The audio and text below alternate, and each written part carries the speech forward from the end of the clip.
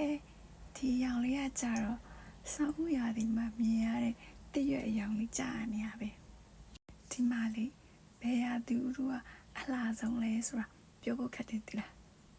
နွေဦးရာသီမှာပန်းတွေရောင်စုံပွင့်နေလေ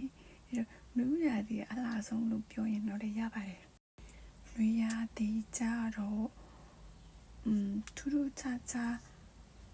လှတယ်ဆိုတာမျိုးတော့မမြင်မိဘူးထင်တာပဲဒါပေမဲ့ရာသီဥတုကအဝတ်အစားဝတ်လို့ကောင်းနေလေနေလို့ကောင်းနေပေါ့နွေရာသီပုံစံလေးဝတ်လို့ရပေါ့အဲ့ကောင်းနေလေဒါဆောင်းဦးရာသီရဲ့အယောင်လေးဆောင်းဦးရာသီမှာတရွတ်တွေကဒီလိုအယောင်မျိုးဖြစ်ပြီးတော့ကြွေကြလေ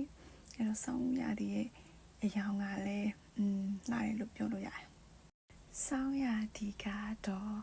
နေကြတာကိုမြင်ရတာလှတယ်ဒါပေမဲ့ကြိုက်ပါဘူးအေးလုံးအားကြီး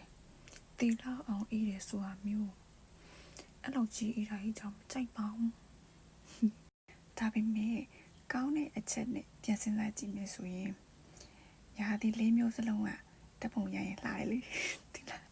သူလှနေသူရှိကြတယ်ပေါ့လေးရာသီစလုံးမှာတပုံရိုက်လို့ကောင်းနေလှတယ်ကြိုက်ဆုံးရာသီကတော့နွေရာသီပါကြိုက်ဆုံးရာသီကတော့ဆောင်းရာသီပါပဲ